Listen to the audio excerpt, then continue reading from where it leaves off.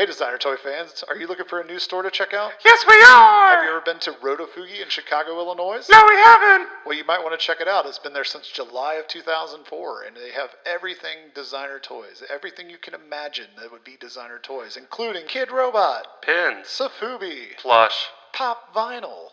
and so much more.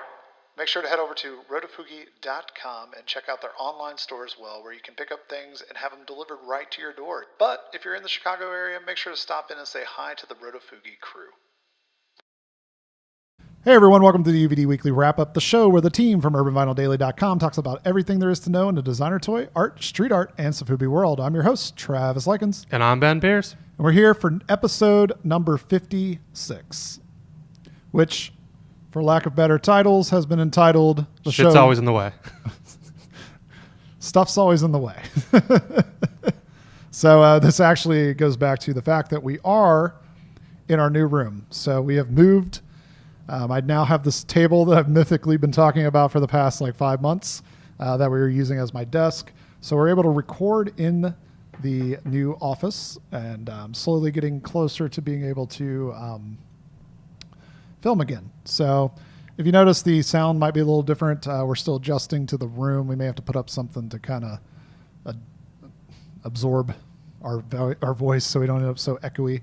But bear with us. We're getting it. We're getting used to it. Getting used to it. We'll just talk softly and directly into the microphone. Yeah, that's the real key, right? Just talk really quietly, and so people can't hear you, and then they'll subscribe so they don't have to hear you. Or they just crank up the volume and then you yell into the microphone and blow something out. You know, I've had a lot of complaints about that from you.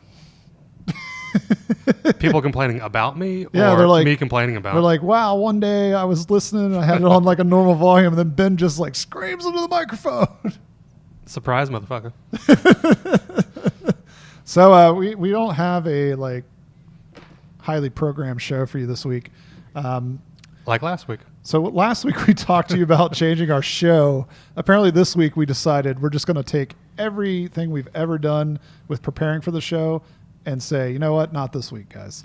But So like we said last week, we're going to be consistently inconsistent. yes, so here we are. We're going to talk to you about our first project, which is our own project. We're back here again to talk to you about Luna and the Magical Nightlights, the children's book Kickstarter that we're currently running with the bots and 64 colors. It's currently just blown past 50%. So we're pretty excited about what's going on over there. We just need a little more help from people like you. And yesterday we actually did open up some new levels that you can get behind, hopefully. What they are is it gives you a chance to own something that is kind of really special. I mean, it's kind of part of the history of Luna. And what it's going to be is we're going to be able to pick up original sketches that are used in the development of the book. So you'll be able to get some character design sketches. Those will be 5x7s, and you'll get a copy of the book signed by the bots as well. And that'll be a $75 tier, and it'd be a nice little thing that you can frame up, kind of put on your wall, and have something special that was a part of the making of the book. So also for somebody that might have deeper pockets or is more, wanting to support this project to make sure it happens, we have opened up special tier that includes a page spread sketch. So what you'll get is 64 colors basically before they go digital, which the whole book will be done in digital when it's done. But before they go into digital, they actually sit down and sketch out ideas that they're going to turn into their digital design. So you'll get one of the pages. There are 13 levels to back, or 13 rewards, I guess. Yeah, 13 slots. 13 slots. There we go. That you'll be able to pick up, one being the cover and then the rest being the 22 pages, 12 spots, sorry. So 11 plus the book, plus the cover. So you'll be able to get, something that's really cool. I mean, it's just something that is pretty special, and it's something that, say this thing does work out, it'll be a really cool thing to frame on your wall. They're sized, the sketch is 12x6, but it'll be sized 11x14 so that you'll be able to easily frame it. You don't have to worry about, getting a custom frame unless you really want to, do it upright. This is just something you can add to your collection that makes people that help back the book, I think, feel a little bit extra special because they own a piece of the book. And this way, when the bots get massive, you can say you have something that was at the beginning. From the beginning. Right after Luna, right before The massive blow up. Yep. So, and in the middle there was like a kid robot. This is like thing. a But underpants gnome situation. yeah, there's a question mark right in the middle of the excitement. So that just if you want to check that out, head over to Kickstarter.com, search Luna and the Magical Nightlights. You'll find us on Kickstarter. Like I said, we're about 50% there. So we just need a little bit of help to get us the rest of the way. If you can be one of those people, you can either head over and back it, or you can actually share it on your social media, because don't forget, sharing Is caring. There you go. So help us bring Luna back to life and give her a story to, kind of tell you what she's about. So keep an eye out. We're going to have some more reveals and cool projects, or not cool projects, but we're going to have those too. But we're going to have more reveals. Speaking of cool projects. For that project coming up in the next couple of days. So hopefully we'll have some more cool stuff to share with you next week when we do the podcast again. Moving on to other people's news and not just shamelessly promoting our own thing. Tiny Cat. Tiny Cat is not, this is not Tiny Cat. Tiny Cat is an inside joke for Ben and I, but DIY Box Cat in black. Maybe last month you backed the DIY Box Cat in white, blue, or glow in the dark. Well, now you can get it in Blick. or black, depending on how you say it. This is a Kickstarter hosted by Discordia Merchandising and based on the design of Rato Kim. I'm not exactly sure how you say it, but she does have the cool little box cat that you've probably seen all over the internet, being something like a watermelon, or a pineapple. Or a piece of wood. And there's a lot of different ways you can back this Kickstarter.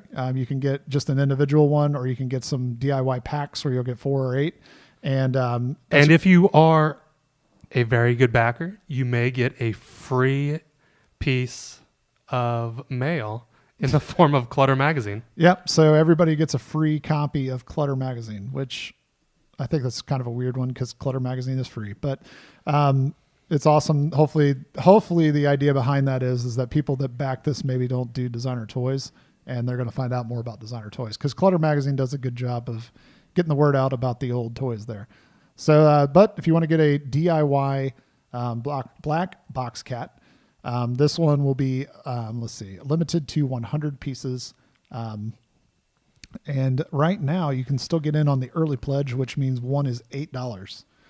So for a 5-ish inch figure, that's how long it is. Yeah. It's So almost 5 inches tall. in a little paragraph, if you scroll down a bit, Yep. it says DIY Box Cat Black is simply being added to the production schedule. So if this were not funded, I mean, obviously it is at the moment, would they just not make the black and just have the 3 colors that are being produced? I mean, if it's only $500, I don't see why not. But apparently a Kickstarter was warranted for this. I mean, it's a good idea to make sure that you're not making things. And it also helps if you're, Discordia obviously owns a store. They're not laying down their own money, tying up their own capital to, make something that people want. And, that's always good for the small guy to not have to lay down a bunch of money and have it waiting there. This is coming from the same guy that made the DIY spray can that came out a couple of years ago. Maybe it was last year. And it was apparently funded in 9 days. Yeah, so last June. But, a lot of people have been using that as a platform. And it replaces the problem that you can't ship an aerosol can. So a lot of artists, I guess you can, but you can get in trouble. But the aerosol can of a spray can, if you, customize that and try to ship it through the post office or whatever, a lot of times they get flags sent back. You just can't do it. So this kind of is a way around that. Personally, I would like to have seen it a little more, just a little more detailed as far as looking like a spray can. But that's just my personal opinion. I know it was very successful and people are really doing some cool stuff with it. So I probably just being nitpicky myself, but that's my personal thing. But if you want to back this, like I said, you can get over there. Still $8. You can get the basic black box cat. You can also get the 4-pack for $32 or the 8-pack for $64. And if you're a customizer, that's a pretty good way to get this figure and hopefully knock out some awesome custom versions of the figure.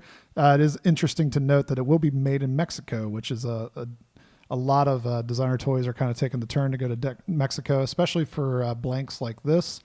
So it'll be interesting to see the quality and what Mexico means for designer toys, because a lot of people are shying away from China, specifically just because it's kind of expensive to get things done, and the minimum order quantities are kind of hard for people to keep up with. So it'll be interesting to see how Mexico holds up, if they're going to be able to meet the demand of what designer toys need. But that's a whole different show. I'm still curious how you got 5 pins made in this Kickstarter. Yeah, one of the rewards is for 5 pins. I don't know if he did another run and got just a black one that was like special that there was only 5 of, or if we're totally misreading that there's only 5. It says only 5 made. I know, so interesting. But maybe he can explain to us how he only got 5 pins made. Production samples. Yeah, probably. I don't know. Who knows? But if you're a fan of the DIY Box Cat, now's the chance. Get in early, get in fast. It's got 19 days to go, and it's already funded, so it's going to happen. So you're basically just pre-ordering the figure. It looks like he is expecting this to deliver in May. So you don't even have to wait as long as you most of the time do in a Kickstarter, because this thing is already underway and starting to be produced.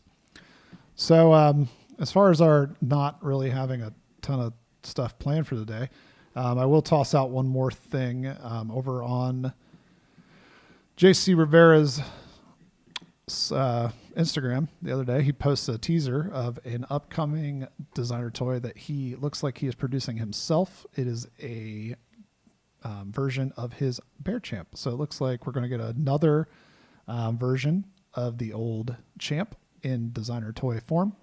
It'll be interesting to see once it gets done. Personally, the previous Bear Champ, I was not a huge fan of. I think we'll see if we get a better rendition of what the Champ looks like in this new version. Kind of looks like Domo as a Bear Champ. Yeah. Because it's the rectangle with the legs. Yeah, and the so arms. we only have seen so far just the bandage for the most part, but we'll be interested to see what we get when we get done on this new one. Hey Ben, have you ever been to Chicago? Well, yes, I have, Travis. Well, next time you're there, you should make sure to stop and check out this place called Gallery F. Wow, I've never heard of them before. Where are they located? They are found at 2415 North Milwaukee Avenue in Chicago, Illinois, and they feature some of the best artists that you can find around. Really? They have a major focus on local Chicago artists like J.C. Rivera, Elo, Penny Pinch, T. Monet, and many, many more. And they also bring in people from all over the country and world. Wow, I'll really have to check them out. Hopefully there's a brewery down the street. Yeah, you can get yourself a drink and then head over and check out all the posters and original screen prints that they do offer as well in the gallery. Do they have a downstairs gallery? Yes, they do. It's called The Underground. You can check out this and more by heading over to galleryf.com. Other than that, we kind of want to roll into something that happened. If you're paying attention to our Instagram story over the week, and I actually decided to open a box of toys that I purchased approximately 6 months ago due to moving and due to not knowing what I'm going to do with these toys. I did not open them. So I guess I'll clear up what's going on here. So I purchased a lot off of eBay. So that's a double use of the word, because you bought a lot, but you also bought a lot. So what happened here was, it was like, okay, well, I'm looking for like 10 figures or 15 figures, something like that. Star Trek, the Next Generation, 1990s Playmates action figures. I'm looking for like 10, 15 of them. There's certain ones I want, obviously, and then there's certain ones I could care less about. And I found this lot that was listed pretty good, pretty high for the figures. I don't know if you guys know, a lot of them come carded because so many collectors bought them back in the 90s, and they made so many of them that a lot of them didn't actually sell until the clearance rack. So people bought them and just kind of held on to them thinking, yeah, these are going to be worth a lot of money. Nothing. So here we are 20 years later, and they are worth pretty much nothing. And so this guy must have been holding on to these forever. Who knows?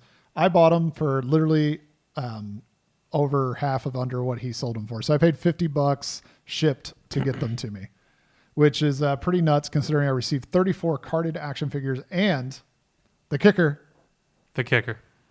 a Playmates carrying case. Like, it holds 12 figures with the trays. That's That's always good. If it doesn't have the trays, it's just a box. I picture this as more of a Storage Wars situation where it's like, hey, and someone bought this storage unit for like sight unseen $100. And they ended up with like, And they ended up with a box of bullshit and some other stuff. So, I mean, they're all in good shape. There's only one that was actually, the box was kind of messed up. The rest of them, all on the cards, look really good. Never been open, that whole 9 yards. But what we're going to talk about here is the fact that I bought all these figures. I only wanted some of them, and now I have 34 that I don't know what the hell I'm going to do with. And does anybody else, Ben knows the problem, have their like toy hoard that they are now deciding that maybe it's time we go through this toy hoard and we decide to thin it out? Ben, what are you? Over to me. So the past couple of years, I've kind of just stuck a bunch of my production figures, namely Dunnies, in just like grocery bags and just kind of toss them in the closet. And I think I've gotten rid of every single one of my Dunnies I did not want just by giving them to artists to customize in return for nothing. I feel like Dunnies instead, though, are much easier to get rid of. You can either sell them or you can find somebody that wants them to customize, and you can sell them to them at a lesser rate. Mm-hmm. But otherwise, I have big moving boxes of bigger figures that it's just like, I was kind of into this at the time. Now I'm really not into it now. I feel like you and I just need to have a Urban Vinyl Daily garage sale. Toy garage sale. The toy sale. If you listen to Big Kev's Geek Stuff, they go to a thing called Geek Flea, and they take like all their stuff and they just put out a table and sell their stuff. And it's not a bad idea. And I think you and I both are at a point where that's something we probably should consider. And like just sell it for like, just to get rid of it prices, heck, probably give it away at the end. Like, $5 or $10. Just like move it out, get rid of it, move on with our lives, get it out of our, possessions so we don't have to keep carting it around for the next 30 years of our life. Mm-hmm. And because I literally feel like I have figures that nobody else wants. Like I post them on, if you guys have been involved in this Urban Vinyl Waffle that's going on Facebook, there's a group where they do these lotteries basically where they sell spots for like $5, $10. And then so many people buy in, and then somebody randomly goes in and draws the number or whatever using one of those random number generators. And must be pretty easy if no one bids on it. Yeah, they never have to do a thing. Like nothing happens. So like I post some things out there. I'm like, somebody might want this. Nope. I guess I should just throw it in the trash because like nobody wants it. No, not a thing. I actually threw some stuff in the trash. I'm not going to go out of my way to name what it was, but I actually did throw stuff away. I've thought about it. I think I have thrown. I've thrown some small things away. I've never thrown anything like substantial away, but I have. This was one of our review items that we put up for a giveaway, and no one wanted it. Like we literally couldn't give it away. Oh, I think I know what you're talking about now. Were they banks? I will not say. I will not say. Were they on this show? They were on the show. Oh, remember when somebody tried to get those from us and then he didn't? He backed out. He backed out. Yeah, I don't know. Like, yeah, nobody wanted them. So I don't know. I just think it's every collector gets to this point, I think. And I think for us, like as two people that recently moved, I think it just kind of like brings it to the forefront that maybe I need to do something different with some of this stuff. I'm just to the point where I think I want to pare down to like, these are the things I really, really want. And the things I really, really cherish. Like I still have obviously a lot of my childhood toys and, I'm kind of enjoying displaying those. I think that's where I'm at too, is I have the 2 Daytolfs and the 1 4x2 IKEA. And I'm happy with what I have out. Like, and I think that's what I'm going to stick with too. Yeah. I mean, like I just love, I think what changed my collecting and, and if you guys out there are listening, if you're still listening, if you also kind of went through this as well, as I started collecting more, Sofubi and soft vinyl, my personal not issue, but what I kind of got to was if I win a lottery, I buy a toy. If I don't, I don't. And I've also kind of gotten into digging up like these old Star Trek action figures where it's like, I like the weird old stuff that, that that's kind of where I'm at. I guess my tastes are just changing over time. I think the fall of Kid Robot kind of started that, where I used to collect a lot of Dunnies, and then everything kind of started slipping down the rabbit hole there, and never really kind of pulled me back in a way, I guess. And then we started making stuff, so that kind of changed everything for me too. So I'm more focused on making things and then finding the weird stuff that I like. I guess that's where I'm at. Yeah, we were on a roll for a while making stuff. Well, we're still on a roll. as far as like the resin pieces and stuff like that. Yeah. So I don't know. I just and our Sofubi venture. Yeah, I mean, it's just one of those things that I think over time people change, and what they collect changes, obviously, and circumstances in which they collect changes. And significant others yell at you for having too much stuff. It doesn't happen to me, but well, you barely have anything else, so. Well, I used to have a ton at the other place. I think that was a toleration thing. So now it's just I just haven't got anything back out. I was waiting on this desk. Give me a break. So I'm just waiting on some shelving now. So I'm kind of getting there. I got a couple boxes out. I just got to get some more. I actually have most of my stuff stored off site, so I have to go and gather it up. Storage wars. Yeah.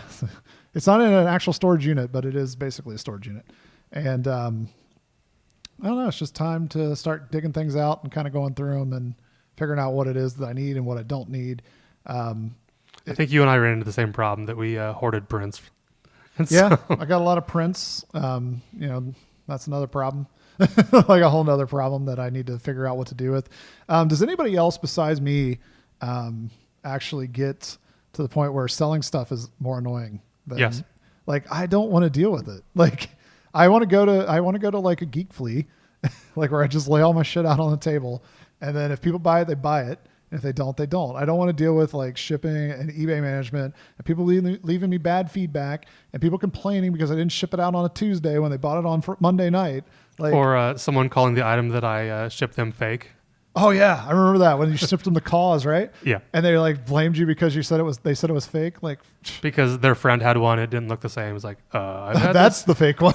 That's the fake one because I've had this since day one. And here's where I bought it. And have the receipt. And here's where I bought it. And they're like, oh. And I heard nothing else. So and cause too, like, I mean, the value on that stuff's just crazy. So like I can see where the person got a little nervous. But they probably should have did their research first. I don't know. I think it's just overwhelming. Like, I don't want to deal with it. I've got so much crap. It's much easier to just put in a box and not look at it. Yeah. So. Or even if you, there was more of a direct to seller sort of thing, because eBay and PayPal kind of cut your hand off when you try to sell something. Yeah. Yeah, I mean, there are those things. There's those Facebook groups you can dig out and forums and things like that. But that's too much work. That literally is too much work. How can we make an easier direct-to-sell site that doesn't take a lot of money? Because like that's what Tramp was supposed to be doing. Did they ever do that? No. And come on, Tramp. Because like tangentially, like I have a lot of like the bobbleheads and the stuff like that, and that is a massive pain in the dick to sell because everyone's like, those people are nuts. Because it's like, do you have this? I just told you I did. Do you have it again? No, I just sold it. Well, damn. How's the box? Like, it's a box. I literally, okay, so what we're talking about here are bobbleheads that you receive for free at baseball games. That's what we were talking about here. That have for some reason, some of them have like a $20 to $30 value. And some are a little crazier if they're more exclusive. But anyway, so I sold a lot of them because I just wanted to get rid of them and I didn't want to deal with what Ben is talking about. So we had a garage sale and we sold them, or we put them on Facebook Marketplace and people came and bought them. Boom, gone. And literally told them no box, sold it for like half the value that it was online and said, you know what? It is what it is. Here's what you get. And people would complain. They're like, well, the paint is a little messed up. It was free. Like they literally made like 30,000 of these things and the paint is messed up from the factory. Like, yep. It was not meant to be like a quality item. Literally, if you looked at these bobbleheads more than like 5 seconds, you know that quality was definitely not their thing. I literally got one time. The arm was broken off. Like it was like snapped off and just kind of hanging there. These things, this was from the factory. Like they are not quality. Like, but then people complain about it. Like collectors, I mean, I get it. You're a collector. You want it to be perfect and all that kind of stuff. but sometimes collectors can be really, really annoying. And I'm glad I would never turn into one of those collectors.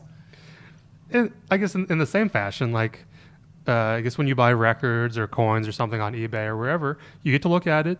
You get to ask maybe a question that's cursory, and then you either buy it or you don't. Like, there's no like discussion about how much it sucks, but so like, if it sucks, move on. Don't buy it. Someone else is going to buy it, or that it's going to get thrown in the trash. So yeah, so I think we need to discover some like potential places that we can set up a table for relatively cheap, and figure out how we're going to sell off some of our collection.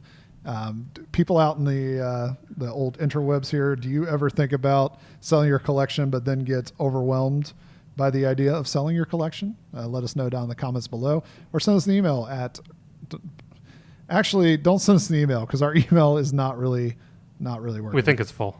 So we're not sure what's going on with that, but I do think I am going to investigate this place that they're going to have this thing in Dayton. It's called Jim and Dan's Comic and Toy Show.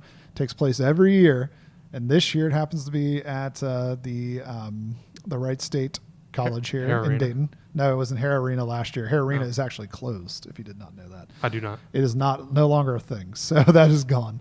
But Jim and Dan Comic and Toy Show takes place February 25th, 2018. It's only $40 for a table. Not terrible. You and I split it $20 a piece. Maybe we sell $30 worth of stuff. Call it a day. And we call it a day.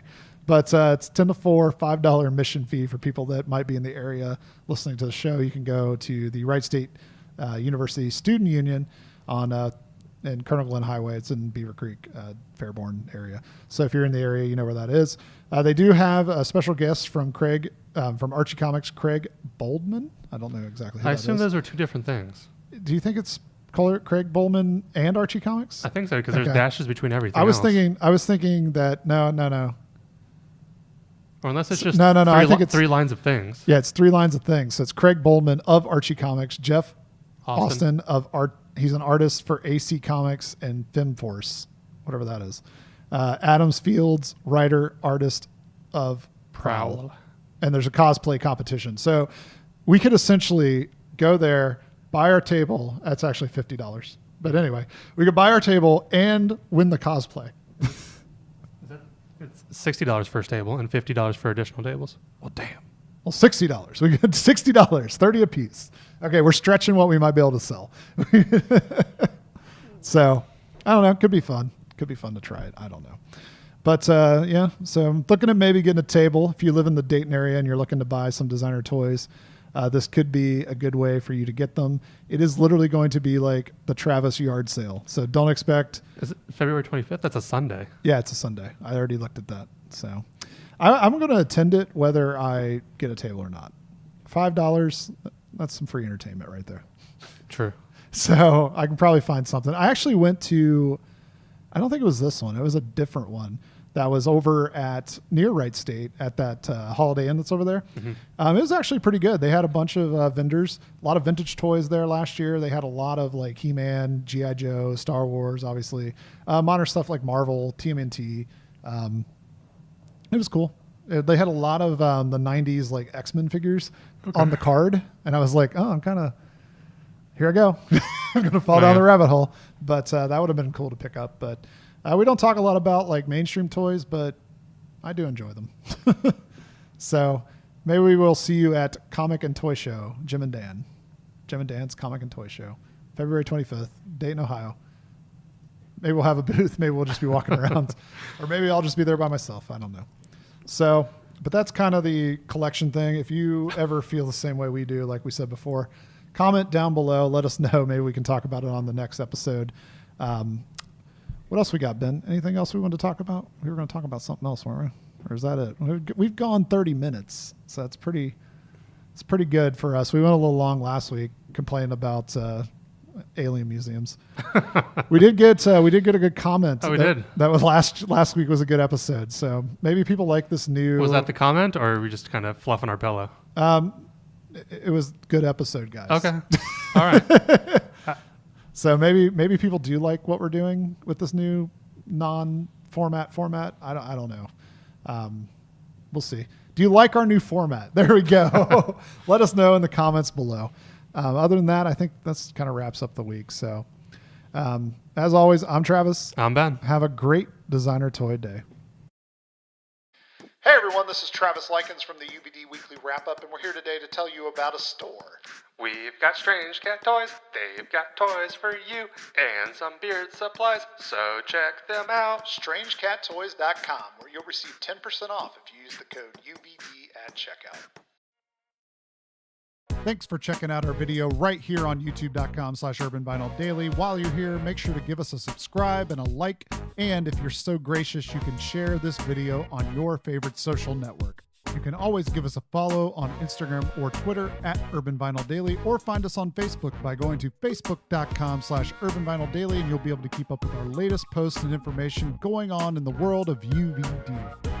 If you want to help us out in more of a monetary way, you can always head over to our store, urbanvinyldaily.storeenvy.com, and check out all the awesome things we have available from great artists from all over the world. Or you can head over to our PayPal and just straight up donate to us to help us keep the lights on and keep things going by going to paypal.com and sending money over to urbanvinyldaily@gmail.com.